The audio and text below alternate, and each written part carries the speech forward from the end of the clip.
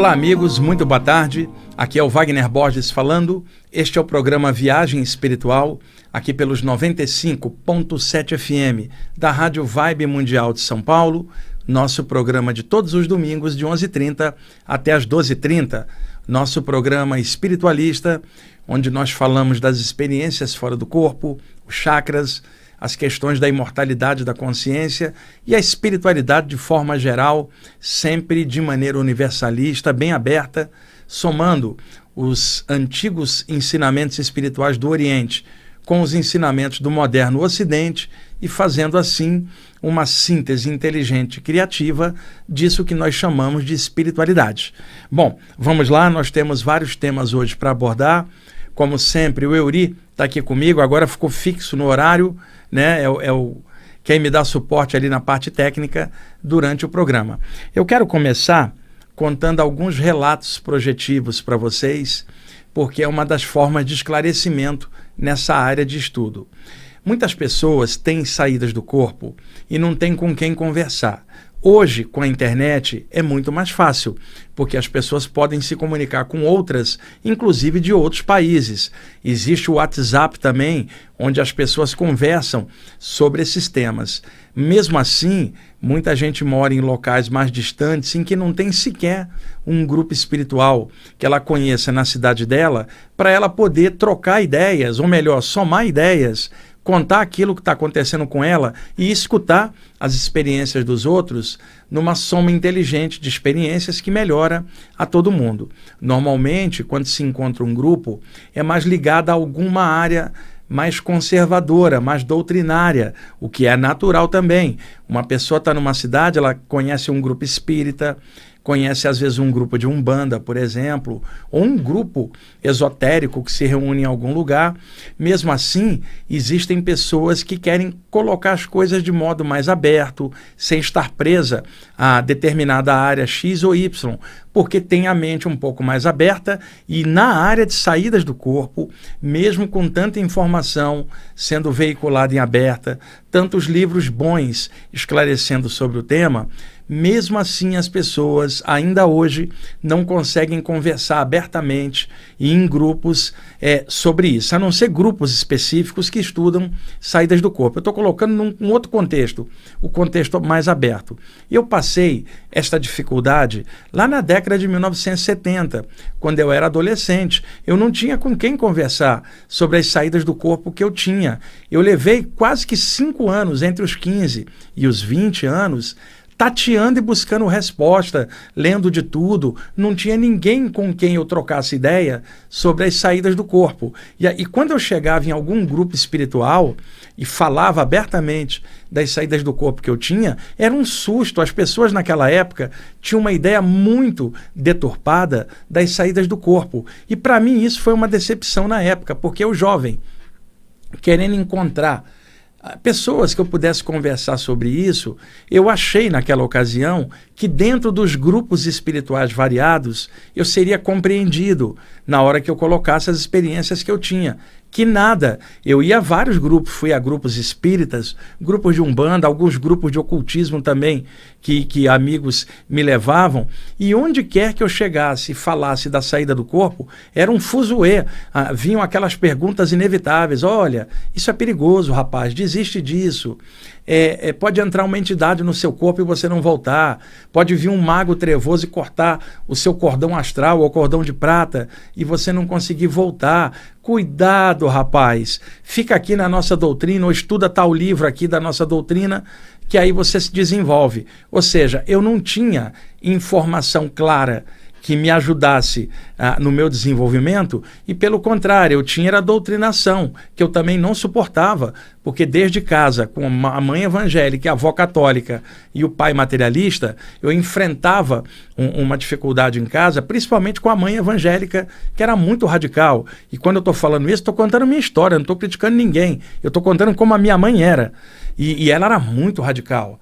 Né? Então, eu não estava querendo doutrina porque eu já não suportava em casa a doutrinação chata que não explicava nada daquilo que eu sentia. Então, hoje, tantas décadas depois, ainda existe o mesmo problema para muita gente. E a internet, ela abriu muito a informação, mas é claro, a pessoa tem que filtrar tudo que ela vai assistir, ler, escutar, ver, porque a internet tem coisas incríveis e outras coisas muito confusas. Então, às vezes, a pessoa entra num grupo procurando esclarecimento e sai de lá mais confusa do que nunca. Então, é muito importante que as pessoas que queiram estudar saídas do corpo, elas percebam que a troca de ideias sobre o tema com outros projetores é muito importante para deixar o tema mais natural para elas, conversando naturalmente sobre isso. E muita gente tem essa dificuldade, mesmo nos dias de hoje. Isso porque um grupo, ou autor, ou pesquisador,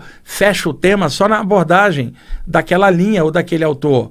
E aí, muita gente não querendo uma abordagem fixa, querendo uma coisa mais aberta, não se sente bem com uma abordagem mais fixada, seja ela qual for, presa numa determinada maneira de ser, e desconfiem também de grupos que não permitam que você estude em outras áreas, porque quer manter o gado preso no curral, só dentro daquela linha, pensando e funcionando no modo padrão, automático. Isto acontece em grupos diferentes, de áreas diferentes. Quando uma pessoa tem a mente mais aberta, ela não suporta a padronização, porque a mente dela busca uma correlação e soma e analogia com outras formas de ver para achar um meio comum do jeito dela, não do jeito que o grupo tenta padronizar ela, ou determinado autor, ou determinado pesquisador. Por isso eu sempre falo para vocês estudarem de mente aberta, estudem de tudo, não fica preso em nada, mantém a própria maneira de ser, não fica espelhando nem imitando o jeito de ninguém,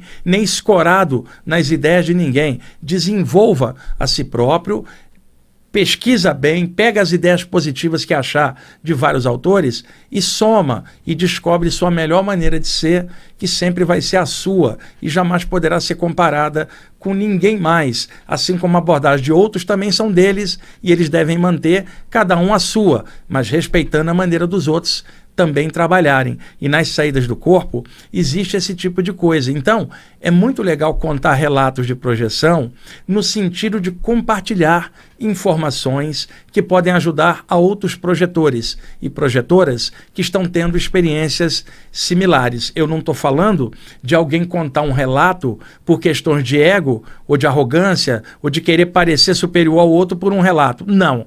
Eu estou falando o compartilhamento de um relato de forma natural dentro da área que você estuda e trabalha, o que é absolutamente natural. Alguém chegar e falar assim, olha, essa noite rolou isso, isso e isso. Isso é o normal. Tem nada a ver com ego ou querer aparecer. Simplesmente é o compartilhamento humano e natural das informações. Eu sei que muita gente hoje busca outras pessoas para conversar.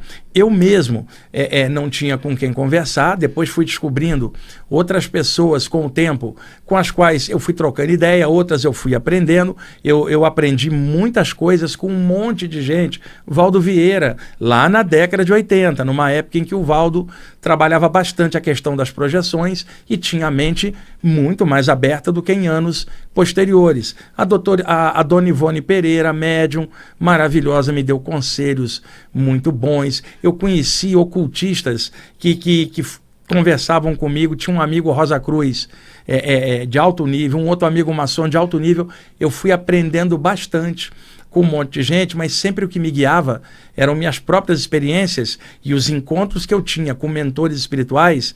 Eu tinha mais confiança no que eles me falavam do que com o que todo mundo me falava aqui embaixo, porque eu sentia verdade neles, sentia discernimento, não sentia nenhum deles impondo nada a mim, percebia neles claramente as ideias abertas e sempre na faixa da consciência cósmica e o respeito a todas as formas de expressão, não pisoteando ninguém de outra área, ou porque pensa diferente, ou porque se acha que a pessoa sabe mais do que outros daquela área. Não havia nada disso por parte dos mentores. Essas porcarias de arrobo, de arrogância, são coisas aqui nossas, dos encarnados perdidos aqui embaixo, mesmo no meio espiritual, perdidos em confusões de ego ou de orgulho próprio. Eu acho um absurdo, por exemplo, alguém falar assim, eu sei você não sabe, eu não vou te ensinar, e você é baixo nível consciencial, eu não vou rebaixar minhas ideias ao seu nível, e a pessoa se sentindo superior e pisoteando os outros que sabem menos, em lugar de ajudá-las, esclarecendo-as, comunicando as coisas claramente, para que o outro possa entender, crescer e ser feliz também naquilo. Quando você está com a consciência mais aberta, você quer compartilhar, você não quer fechar num nicho nada, você quer compartilhar, quer abrir, você faz aquilo de forma universalista, e outras pessoas vão estudar isso também de forma aberta, cada uma do seu jeito. Eu hoje, com a quantidade de gente que eu lido, né, centenas de pessoas por semana, eu tenho muitos alunos, eu já converso muito com eles, respondo muitas perguntas. Às vezes as pessoas me procuram pelo Instagram ou por e-mail e eu não tenho como conversar com elas como eu gostaria de conversar, esclarecendo, dando pontos de vista para somar o desenvolvimento dela do jeito dela, acrescentando apenas informações para ela trabalhar em cima. E eu não tenho hoje como fazer isso porque eu lido com muitos alunos já fazendo isso, né? E eu moro em São Paulo, é aqui que eu estou, é aqui que eu posso compartilhar pessoalmente, em aulas, em palestras, as coisas que eu faço. Então, os relatos projetivos são uma forma de levar para frente o tema das projeções. Caso contrário, fica só alguém falando sobre aquilo tecnicamente e falando de uma forma acadêmica ou de uma forma teórica em cima, e você não vê praticidade, você não vê o fogo daquilo, o calor daquilo animando a pessoa. Eu, pelo contrário, eu fico muito alegre de chegar aqui, por exemplo, Euri, tive uma saída do corpo essa noite, cara, encontrei um amigo meu, sabe, eu fico contente de falar isso, né, como uma forma de compartilhamento. Agora, eu não vou chegar na rua e conversar isso com outras pessoas, né, que aí já seria uma doutrinação cega, burra. Não, eu estou falando, chego lá no meu grupo de estudos, onde eu vou dar aula hoje à noite, são 100 pessoas, chego lá e vou contar para eles, olha, teve uma experiência hoje assim, assado. Isso é uma alegria, porque traz humanidade, traz o relato natural, a conversa de coisas do aqui e agora em relação às saídas do corpo. Por isso, eu conto algumas histórias aqui, alguns relatos da minha própria experiência pessoal, apenas na tentativa de compartilhamento de informação. E levando em conta que eu estou num programa chamado Viagem Espiritual, é para conversar sobre essas coisas, né, Euri? E deixando todo mundo muito à vontade, cada um siga seu caminho, o que achar que deve. Eu não dou palpite nisso. Para mim, o que importa é o seguinte: o caminho que você está seguindo, seja lá qual for, faz você melhorar enquanto pessoa, melhora seu caráter, faz você respeitar um poder maior, interpenetrante a tudo, faz você respeitar os outros caminhos e a opinião das outras pessoas também, e ao mesmo tempo faz você ficar muito firme naquilo que você sabe. Então, siga nele, apenas não compare com os caminhos dos outros e nem se ache superior ou inferior ao caminho de ninguém. Isso não existe. O que existe são há quase 8 bilhões de espíritos encarnados no momento na Terra, todo mundo precisando aprender um monte de coisas, começando por mim mesmo. Agora, uma das coisas boas de estar encarnado aqui é chegar aqui e poder contar os relatos que eu vou contar. Então, vamos lá. Nesta madrugada, eu encontrei um amigo que eu estava querendo ver há muitos anos, procurei-o e não achei, porque ele não estava em boas condições. Esse amigo cresceu no mesmo bairro que eu, na Baixada Fluminense do Rio de Janeiro, em Duque de Caxias, e eram 2 irmãos. Na época eu devia ter uns 15 anos, eles deviam ter uns 16, 17. Eram 2, 3 anos à frente de mim. E os 2 batiam um bolão, jogavam muito, né? Os 2 eram negros, e eram grandes amigos meus, mas o irmão é menor do que o outro, que era mais velho, e eles 2 jogavam muito, eles podiam ter se profissionalizado em algum clube do Rio de Janeiro, seriam craques de bola, ambos realmente eram muito bons. E eu era amigo da família deles também. Eu não vou dar dados aqui para que a família não localize, isso já se passa há mais de 40 anos, então não tem nem como alguém associar qualquer coisa. Eu tinha tantos amigos, né, que jogavam bola comigo. Bom, eles moravam numa comunidade, e desciam da comunidade e jogavam bola de tarde lá comigo. Eu saía da escola e ia jogar, era aquelas peladas, né? E a gente batia a bola lá, eu enganava um pouquinho na meia esquerda, Euri também na ponta esquerda, na lateral esquerda, eu enrolava, que eu chutava com a perna esquerda, mas eles é que eram craques, eram muito bons. Um deles desencarnou muito cedo, aos 20 e poucos anos, num acidente rodoviário. Meses depois que esse rapaz desencarnou, eu comecei a vê-lo. Eu saía do corpo durante o sono, nas ruas vazias do bairro, eu encontrava ele atravessava a parede, né, para lá e para cá. Ele era craque, ele passava rapidinho pelos objetos, e ele começou a dar assistência no bairro onde ele cresceu. Ele dava passes e sempre que ele aparecia para mim, ele era muito bem-humorado, estava sempre rindo. Ele tinha uma preocupação, Euri, o irmão dele, um ano mais novo. E eu não entendi essa preocupação dele, porque o irmão dele era gente boa também, meu amigo. Bom, os anos passaram, eu me casei, mudei do bairro, os anos se passaram, eu me mudei aqui para São Paulo, estou aqui já há 30 anos, e nesses anos todos, eu nunca esqueci do irmão mais velho que tinha desencarnado, mas nunca mais o vi, porque desde que eu me mudei do bairro, que era a área de ação dele, nunca mais o vi, e o irmão dele, que era grande amigo meu, mais do que o irmão mais velho, desencarnou ao longo da década de 1980. Eu já estava aqui em São Paulo, finalzinho da década de 80, quando eu soube que ele tinha desencarnado por assassinato. Ele havia se envolvido no meio das drogas, né? Eu não sei em que nível que ele se envolveu, se comprometeu com um grupo e aí acabou aparecendo o seu cadáver um dia assassinado. Eu só soube meses depois disso, no final da década de 80. Então, sabedor de que a condição dele não seria legal, eu então, nas vibrações que eu fazia, eu sempre pensava nele, né? Ao longo dos anos, tantas vezes eu pensei e falei, puxa, algum amparador podia me direcionar para eu encontrar ele, eu gostaria muito de saber, eu gostaria muito de ajudá-lo se ele não tivesse legal. Euri, tantos anos eu nunca encontrei um grande amigo, né? Porque ele não ficou legal. Às vezes as pessoas me procuram, você pode localizar um parente meu? Eu falo assim, eu não estou conseguindo localizar nem meu amigo, quanto mais o parente seu, que eu nem conhecia no plano espiritual, com bilhões de entidades, né?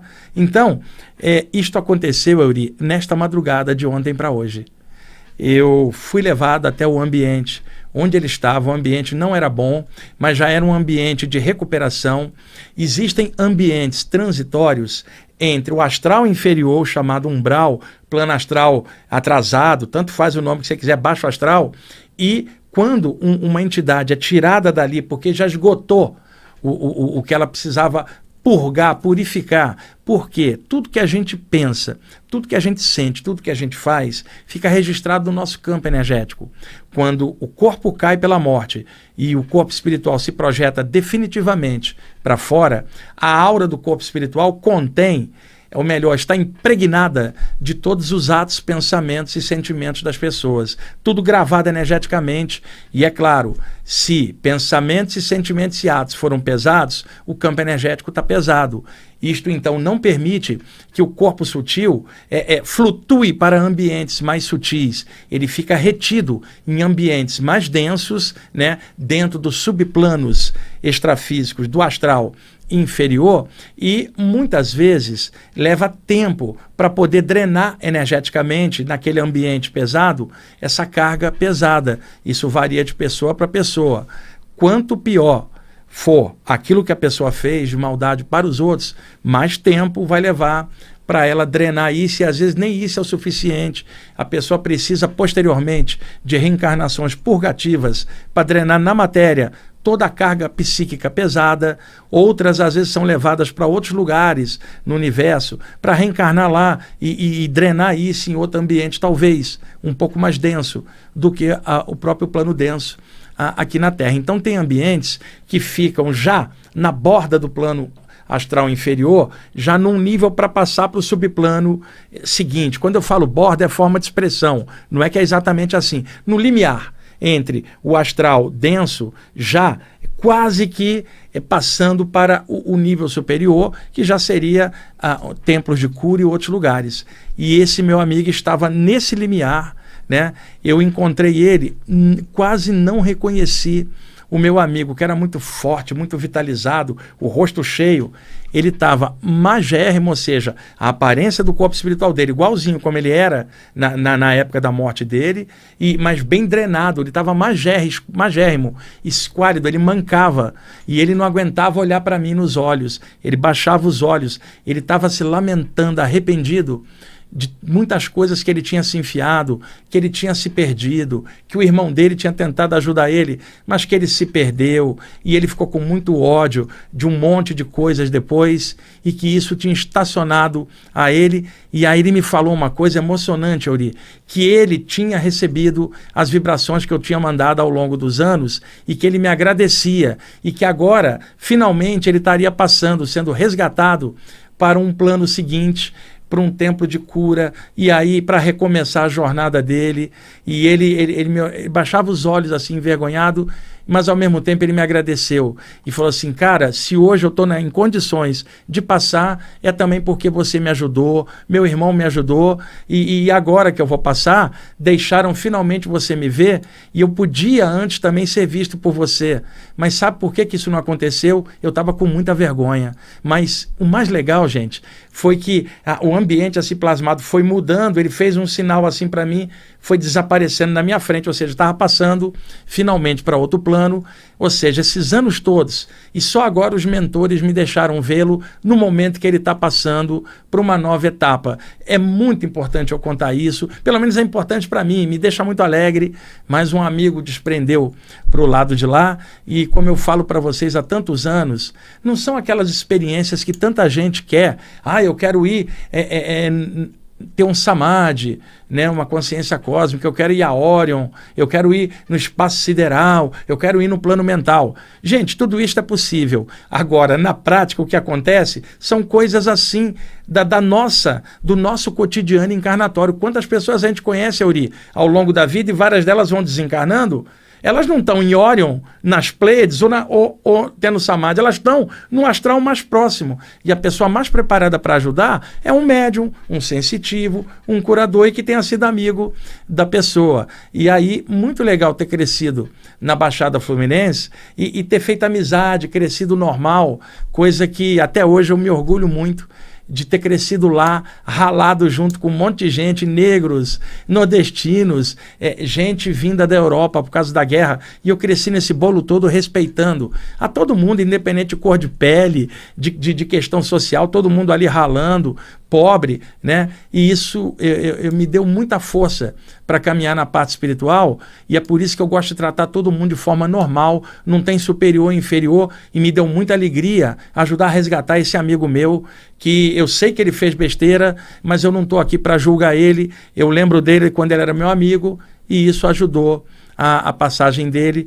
e eu me sinto muito honrado de contar isso aqui para vocês, muito alegre, gente, né? Porque foi uma experiência assim, nada demais, mas para mim tem um toque emocional legal, porque era um grande amigo, assim como eu tive tantos outros que eu ajudei ao longo da vida, à medida que eles foram desencarnando. Porque, Euri, quando a gente vai chegando a uma certa idade, o nosso círculo de amizades e pessoas que a gente conheceu, por exemplo, eu fiz 60 anos em setembro. É claro que seus amigos não vão chegar todos a 60, outros vão chegar a 90, mas nem todos, né, Euri? Outros vão embora ao longo dos anos por causas variadas, doença, violência ou qualquer outra coisa, né? Nem sempre aquela geração que cresceu num bairro, todos vão alcançar determinada idade. Então, quanto mais anos nós formos ganhando aqui na matéria, mais gente querida nós vamos ver partindo ao longo dos anos, porque vão antes de nós. Isto é do jogo. E outras que vão bem depois da gente. Isso faz parte. Se a gente está consciente disso, seja o ente querido, seja o amigo que foi antes, conseguimos lidar com isso de forma sadia. Vai bater saudade, isso é natural, mas a maneira de encarar isso, ela fica diferente. Vem essa força espiritual que supera a dor da perda, vem essa alegria quando você vê alguma coisa, e eu sei que contar um caso desse ajuda a outras pessoas que perderam entes queridos e amigos, né, e que ficam sofrendo por isso, e eu entendo isso, mas a viagem espiritual, ela traz essa alegria. E é muito legal estar compartilhando isso aqui com vocês, numa rádio, em aberto, um relato desse. Eurico, como é que estamos de tempo? Estamos em cima já da... Então, vamos para o intervalo? Na volta eu quero contar um outro relato para vocês. Vamos lá. Ok, amigos, estamos voltando com a segunda parte do programa Viagem Espiritual, aqui pelos 95.7 FM da Rádio Vibe Mundial de São Paulo. Eu sou Wagner Borges. Eu vou continuar com os relatos projetivos do programa de hoje como uma forma de contribuição, de compartilhamento com outras pessoas que também têm saídas do corpo e que vivenciam as mesmas coisas, cada um do seu jeito, mas é claro que seres humanos são muito parecidos. Então, embora as experiências sejam diferentes, existem muitos pontos em comum em que o relato de um pode ajudar a outro, tá bom? Por isso a importância também de livros contendo relatos de saídas do corpo, como tem tantos autores ao longo do século XX, principalmente para cá, porque do século XIX para trás não havia literatura específica sobre saídas do corpo. Haviam alguns capítulos em algumas obras de áreas diferentes, mas nada específico. O primeiro livro a sair especificamente Saídas do Corpo foi em 1908, um autor inglês chamado Vincent Newton Turvey, que lançou uma obra chamada In the Beginning of Seership. É um inglês bem arcaico da época vitoriana. A tradução seria tipo O Início da Pureza, onde ele relata vários casos de saídas do corpo na Londres de 1908 e também relatos de clarividência. Depois a gente tem, em 1926, o Irã, que era um pseudônimo maçônico de um autor chamado Marcel Louis Forran, que em 1926 lançou um livro que é um clássico, O Médico da Alma. Tanto esse quanto o autor anterior nunca foram traduzidos para o português. Em 1929, saiu o livro Projeção do Corpo Astral, de Sylvan Muldon e Edward Carrington. Até então, todos esses livros tinham relatos dos seus autores. Em 1937, sai o livro Astral Projection, na Inglaterra, do Oliver Fox, que era o pseudônimo do autor, que era ocultista e teosofista, Hugh Kellaway, que compilava vários artigos dele sobre saídas do corpo e, por incrível que pareça, glândula pineal, já naquela época. O livro saiu em 1937, mas os artigos compilados no livro já vinham desde a década de 1920, do século XX. Tá? E, posteriormente, outros autores que começaram a narrar ao longo das décadas suas experiências. Em 1971, Robert Alan Monroe, o livro Journey Out of the Body, quer dizer, Viagens Fora do Corpo, né, que só sairia na década de 80 no Brasil. Depois, Valdo Vieira, em 1979, com um livro de relatos, Projeções da Consciência, pela livraria Allan Kardec, na época. Todos livros de relatos projetivos e tantos outros autores. A Viagem de uma Alma, do Peter Richelieu. São muitos autores. Modernamente, William Buhlmann, com o livro Aventuras Além do Corpo e o Segredo da Alma. Aventuras Além do Corpo, da editora de Ouro, está esgotado. E o Segredo da Alma, editora Pensamento. Esse vocês encontram. Então, todos esses autores narravam suas experiências, porque essa é uma das formas de esclarecimento nessa área. É legal estudar algo técnico, mas é legal também estudar os relatos e somar as duas coisas num equilíbrio só no estudo de cada um. Tem muitos relatos também na área espírita, na área de Umbanda, na área de ocultismo, não como livros específicos, mas como capítulos dentro de outros livros, né? E existem vários relatos bem legais. Tem também o Ernesto Bozani, em 1934, lançou um livro chamado Desdobramento, com o subtítulo Fenômenos de Bilocação. Esse livro saiu aqui no Brasil em 1969 pela editora 1972 pela editora Calvário. Esgotou. Em 1982, o livro foi reeditado pela editora Correio Fraterno do ABC, uma editora espírita, e aí eles inverteram. O que era subtítulo virou título. O livro original era Desdobramento, subtítulo Fenômenos de Bilocação. Quando foi reeditado, inverteram, aí virou Fenômenos de Bilocação, título, subtítulo Desdobramento. Por que eu estou citando esses livros? Todos eles contêm relatos, além do grande Dr. Robert Krukol, que a partir de 1961, na Inglaterra, lançou uma série de obras sobre saída do corpo, que são clássicos. Nenhuma delas saiu até hoje do Brasil, contendo muitos relatos que ele analisava. Então, estou contando isso para vocês, para que vocês percebam que contar relatos é uma das formas de esclarecimento disto, né? Claro que as pessoas que estudam todas essas obras que eu estou falando sabem disso, mas eu estou aqui numa rádio falando em aberto. Então, muitos de vocês que estão escutando o programa não leram essas obras, né, de saídas do corpo. Quem as leu? Os que estão interessados e aprofundando os temas, né? Então, vamos para mais um relato aqui e também uma coisa que me deixou muito contente, tá? Isso foi na noite de antes de ontem para ontem. Euri, muito legal também.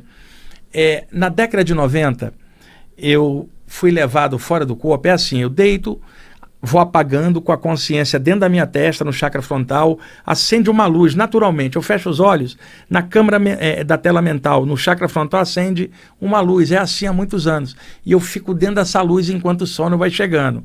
A aura dilata, eu começo a sentir sintomas pré-projetivos, posso ter uma experiência ali, posso apagar e acordar fora do corpo depois, totalmente consciente, sendo que a primeira parte foi no automático e são muitas nuances. Todos os projetores são assim. Se vocês olharem, lerem os autores principais da área de saída do corpo, vocês vão ver que é assim. Não existe ninguém com consciência contínua o tempo inteiro. Não. Pode acontecer, mas não é o comum, porque a pessoa, o cérebro nem aguenta, às vezes, direito a carga de informação do dia a dia, ainda mais a informação vindo de fora e a pessoa encaixa e já vai para a vigília direto. Nem sempre isso é produtivo. Depende, uma vez ou outra sim, mas sempre pode complicar. Então, existem nuances, alternâncias nessas experiências. Então, eu deitei para dormir, fiquei dentro da minha tela mental clarinha e apaguei. Quando eu despertei, um tempo depois, eu estava, Euri, numa espécie de vila em Portugal, cara, uma vila do interior. E naquela vila tinha um cemitério pequeno, aqueles das antigas mesmo. Parecia mais uma área rural como a vila. Tinha um cemitériozinho assim com arvoredo em volta, tinha um barranco, né? Tinha uma estrada que passava embaixo.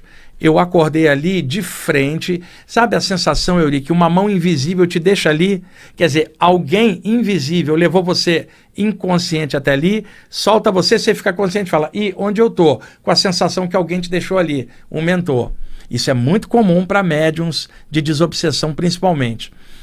Eu fiquei em pé, tá, no ar, alguns centímetros, e na minha frente, naquela rua larga, tinha ninguém naquele momento. Tinha um grupo de ciganas, o Euri. Era um grupo de umas 8 ou 10 ciganas, mulheres europeias, cabelo preto, grande, parecendo mais espanholas, né? Mas poderiam ser portuguesas também. Os ciganos se espalharam por toda a Europa. Elas se vestiam com a roupa típica de cigana, pano na cabeça, umas ou outras tinham o cabelo solto, sem pano, saia vermelha. Se tivesse aqui no Brasil, Euri, alguém na área da Umbanda falaria, olha aí as pombagiras, né? Que na verdade, me explicaram outro dia, é pombogira, né? Mas popularmente pombagiras. Mas ali elas pareciam mais para mim ciganas, dentro de uma tradição europeia, do que propriamente um grupo de ciganas ou mulheres ligadas à área da Umbanda aqui no Brasil. Divertidas, riam o tempo inteiro, elas eram bem joviais, o Euri, toda assim, brincando, alegre, sabe aquelas mulheres confiantes, sabe, mulher empoderada, nela própria, por alegria, não por forçação, não por exagero, mulheres felizes com elas mesmas, sabedoras do seu caminho, independentes, mas mulheres bem femininas, bem afetivas, bem alegres, mulheres que eu gostaria de sentar ali e ficar batendo papo com elas, de tão simpáticas que elas eram. E aí uma delas falou assim, me chamou de menino na época, menino, você veio aqui hoje dar uma ajudinha para nós. Nós trabalhamos soltando espíritos apegados, né? E tem um espírito rebelde que está dentro do perímetro energético do cemitério e não aceita sair. Já tentamos de tudo, ele repele a gente, ele não quer papo com ninguém. E nós trouxemos você aqui porque você trabalha de mente aberta. Nos recomendaram que você poderia dar essa ajudinha porque você aplica passe em espíritos pesados há muitos anos. Então, nós pedimos a sua ajuda para ajudar a soltar esse espírito rebelde. Eu falei assim, mas qual é o problema dele? Ele é muito barra pesada, né? casca grossa mesmo? Não, ele é um cara normal, mas ele é extremamente católico, é bem conservador, bem radical, só aceita as coisas da igreja, cresceu nessa base, ele se mudou aqui de Portugal, foi para o Brasil, viveu muitos anos no Brasil e desencarnou lá. Mas mentalmente ele foi trazido para cá, a mente dele trouxe ele para cá, porque os familiares dele foram todos tendo seus cadáveres enterrados nesse cemitério. E ele sempre dizia que quando morresse ele queria voltar para Portugal e ser enterrado ali. E a família enterrou o corpo dele no Brasil, mas ele veio parar aqui, no cemitério dessa vila onde a família dele imigrou para o Brasil. Ele queria vir para cá. Ele está ali, já está há um tempo e não sai. Eu falei, mas vocês não conversaram, energizaram ele? Não, ele está impermeável e ele se concentra muito bem. Ele fica ligado a essa coisa da terra, dos ancestrais, da família dele. Ele não consegue se soltar para perceber que a família dele é a humanidade inteira e não apenas as pessoas daqui. E que aqueles que tiveram seus corpos enterrados aqui já fluíram para outros planos, não estão aqui. Ele está impermeável a tudo isso. E, além disso, ele sempre teve preconceito com as ciganas, que ele acha que são coisa do diabo. Então, nós não temos como ajudar ele, somos nós que operamos aqui nessa área, né? Nós nunca pegamos um caso de alguém tão teimoso assim, por isso precisava alguém vir de fora. E como ele morou no Brasil, e você é brasileiro, foi determinado com seus mentores para você vir ajudar a gente. Ele está ali, ele está em pé num lugar, ele está vestido um terno à moda antiga e ele plasmou uma mala na mão. Ele sabe que está desencarnado e ele está preparado para ir embora, mas ele exige algumas condições para partir.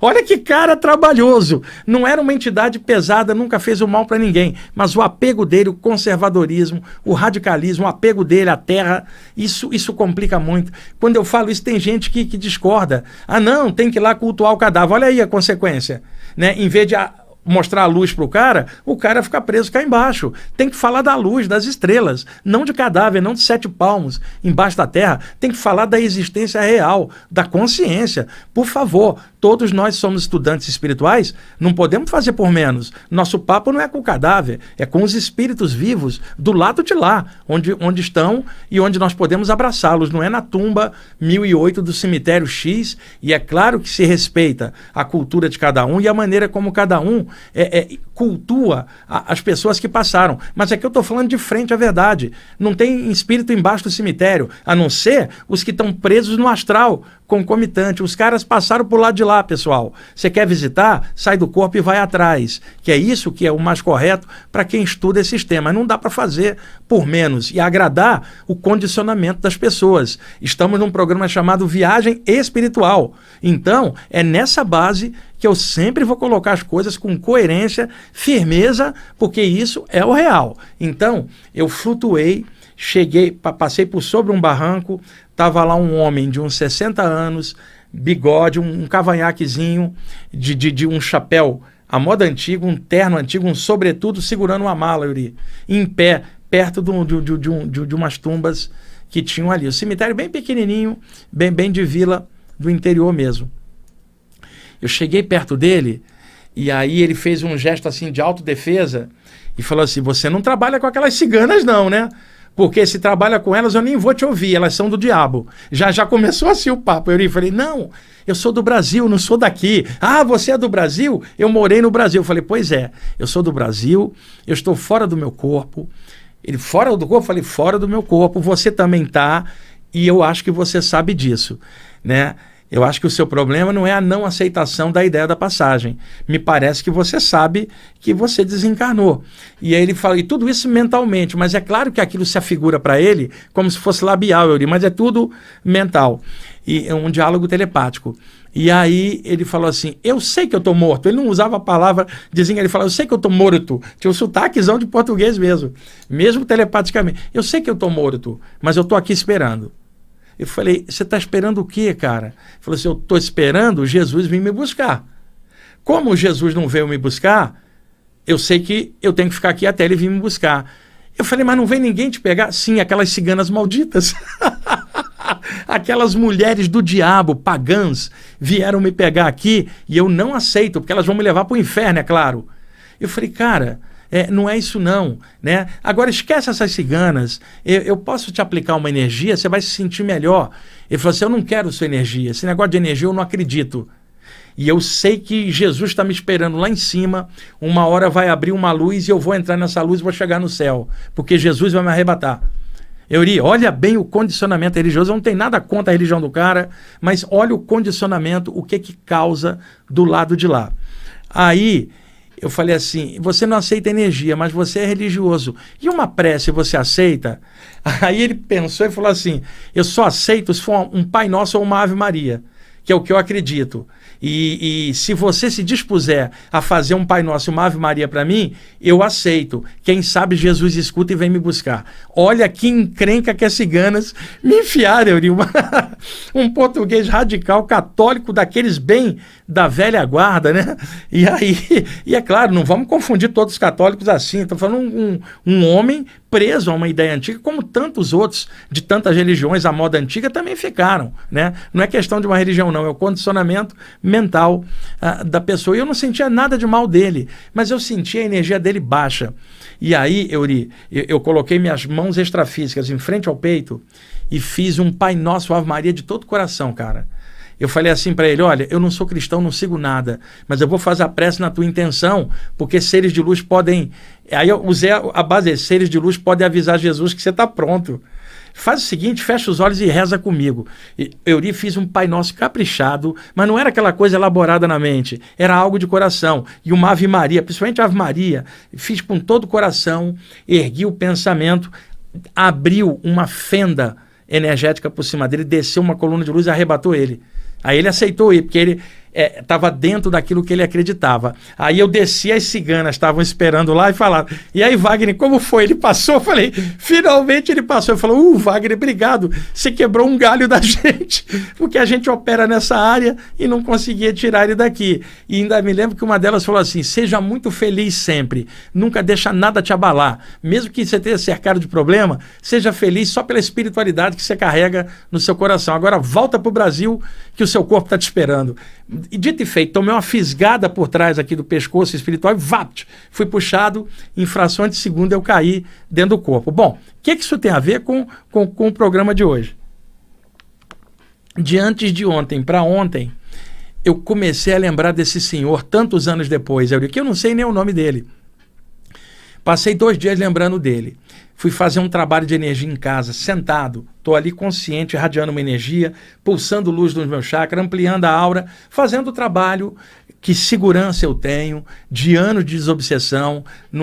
Para uma pessoa fazer um trabalho desse em casa, não é uma meditação, é um trabalho de irradiação. É outra coisa, né? E eu não sigo o parâmetro de irradiação de ninguém. Eu criei o meu próprio e me sinto muito bem há anos que eu faço isso. Estava ali fazendo, quando a tela mental abriu, o chakra frontal abriu, parece uma janela mental, e eu via ele do lado de lá, em outro plano, remoçado, a energia brilhante em volta dele, o mesmo cara totalmente rejuvenescido, alegre, e aí eu falei assim, é você mesmo, né? Ele falou assim, sou eu mesmo, depois de tantos anos, finalmente eu consegui que você me visse, eu já estou tentando há um tempão, por isso você estava lembrando de mim, eu estou tentando mentalmente daqui onde eu estou. E eu falei, puxa, que legal, você está bem mesmo? Ele falou, estou muito bem, e eu quis o contato com você só por um detalhe, eu queria te dizer obrigado. Olha só, Euri, eu falei, pô, que nada, cara, eu faço isso. Não, eu queria te dizer obrigado porque você me suportou num momento difícil, me deu suporte, e aquelas entidades que estavam lá, aqueles espíritos de mulheres também, eu depois me penitenciei, pedi perdão a elas quando eu me recuperei, passei, eu estou feliz, eu queria dizer para vocês que esse trabalho que você faz de aplicar passes em pessoas que ficam aí perdidas ou atrapalhadas, que esse trabalho é muito importante, e falou para mim a mesma coisa que as ciganas falaram. Seja muito feliz. E eu estou muito contente de contar para vocês agora o relato desse senhor português, o relato do meu amigo na Baixada Fluminense, que eu contei no primeiro bloco, e é muito bom contar essas coisas aqui para vocês. Euri, já está faltando 5 minutos, o Euri vai me avisando ali, porque ele vai adiantando o relógio, ele adianta e faz assim, ele adianta e faz assim. É o obsessor do tempo, ele levanta a plaquinha, 5 minutos, 4 minutos, né? Bom, vamos lá. Como só falta 5 minutos, deixa eu responder uma pergunta, porque isso está muito recorrente. Uma aluna minha perguntou o seguinte: é possível um espírito obsessor tomar a forma de um extraterrestre e enganar as pessoas? Sim, eu contei muitas vezes ao longo dos anos aqui no programa sobre isso. Até contei um caso que eu já morava aqui em São Paulo, numa madrugada. Madrugada não. Era à noite. Eu fui deitar muito cedo aquela noite. Era o quê? Era umas 9 horas. Era um sábado.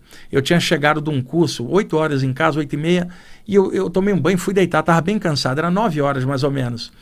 Bastou deitar, apaguei. Quando eu acordei, Yuri, eu estava no Rio de Janeiro, no bairro da Tijuca, que eu conheço bem, trabalhei na Tijuca tantos anos, né? E tinha uma reunião que estava em andamento lá. Era um grupo, sabe aqueles grupos que se reúnem na garagem de um lugar ou numa casa grande, porque ali tem um grupo, tem um líder de um grupo, alguma coisa assim, as pessoas se reúnem lá. Ali tinha um casal que coordenava um grupo na parte de trás de uma casa, tinha um galpão ali. Tinham dezenas de pessoas concentradas numa reunião. Era uma reunião espiritual, Yuri, que estava rolando 9h pouca da noite, numa noite de sábado. E eu projetado ali. E eu estava invisível no ar, uns 3 metros, 4 no ar, levado por uma presença invisível, que eu não via, porque o mentor extrafísico que te leva, ele está num plano acima, ele te vê, mas você não vê ele. Mas telepaticamente ele se comunica, ou você sente a presença dele na sua energia acoplado espiritualmente interplanos. E ele me levou ali para que eu observasse o que estava acontecendo. Pessoal, tinha esse casal, o rapaz e a moça, tá? E o rapaz supostamente era um canal mediúnico por onde extraterrestres se comunicariam. Yuri. E no caso, aqueles greys, entidades com cabeção, os olhos oblíquos, né, que o pessoal tanto fala. O pessoal todo concentrado ali e o rapaz supostamente passando uma mensagem canalizada. O que eu vi atrás do rapaz? 2 espíritos obsessores, humanos mesmo, desencarnados, plasmavam a forma de greys, esses extraterrestres, e passavam as mensagens. Através do rapaz, eles irradiavam pelo chakra frontal do rapaz, que eles controlavam completamente, controlavam o coronário e a glândula pineal também no meio do crânio, e irradiavam através do rapaz e envolvia todo mundo que estava concentrado ali, passivo, recepcionando a mensagem que o rapaz estava passando. Eles engolfavam todo mundo no acoplamento áurico e, usando o rapaz, eles vampirizavam o grupo inteiro. O lugar preferido que eles puxavam energia, claramente dava para ver, era da glândula pineal do pessoal. A pineal está ligada ao chakra coronário, o frontal está ligado à hipófise. E eles puxavam essas energias e drenavam vitalidade, prana, energia, puxavam do rapaz e se nutriam daquilo, se regozijavam e riam desbragadamente, porque eles estavam dominando e criando uma fascinação, enganando, uma mistificação, enganando um grupo inteiro. Agora veja, esse grupo com o tempo deve ter estourado, porque eu não sei onde não conhecia o pessoal, sei onde que era Tijuca, mas não sei o nome, as pessoas devem ter estourado um tempo depois, porque não dá para aguentar uma coisa dessa. Em algum momento as pessoas sentem que tem algo estranho, mas até lá foram vampirizadas. E outra, sabe quem leva a fama no final, quando um grupo desse estoura? Os extraterrestres. Aí o que o pessoal vai dizer? Tinham ETs do mal enganando a gente, eram obsessores desencarnados humanos daqui mesmo, enganando um grupo inteiro. Isto acontece, pessoal. Então, olho vivo, discernimento, vou repetir, não vou cansar de falar isso sempre. Filtrem tudo que vocês lerem, tudo que vocês ouvirem, tudo que vocês verem. Aquilo que não passar pelo crivo da razão e do bom senso, não pega. Filtra direitinho com a sua inteligência, que não é apenas o intelecto, mas é amor, alegria, ética somados com a inteligência. Usa a sua inteligência, seu sentimento legal, e o que não der para você discernir, sente na energia. O que passa? Qual é a intenção daquilo? Que vocês vão discernir claramente o que é da luz e o que é do bem, né? Porque, senão, esses enganos acontecem até na mediunidade normal, acontece com gurus, mestres, pastores, médiuns, projetores extrafísicos, pode acontecer de manipulação de qualquer um, em qualquer área, gente. Então, é claro, observa o que é da luz, aprende ali legal, soma, mas mantém teu filtro. E tudo isso que eu estou falando, filtra inclusive tudo o que eu estou falando agora, filtra. Só aceita o que passar pelo discernimento, pela voz da razão, reflexão, vê se esse conselho que eu estou dando é útil, se as informações que eu estou passando aqui são sadias. Se achar que não, simplesmente não assista o programa, sabe? Fala assim, não gostei, vai assistir outra coisa e ser mais feliz com outra coisa. Porque se não aceitar, por discernimento não adianta aceitar as coisas de forma passiva. Questiona, mas sem questionamento radical, porque tem gente que só questiona e não aproveita nada. Ela questiona tanto que não aproveita o bem que é gerado por um trabalho, de tanto questionamento que ela faz. Não é isso que eu estou falando. Eu estou falando um questionamento sadio, em que você aproveita um monte de coisa, está alerta, mas com sentimento alto, com pensamento claro, porque tem gente que só questiona, só vê defeito, só aponta o lado ruim, sempre de forma negativa, mesmo que o trabalho ali seja positivo. Agora,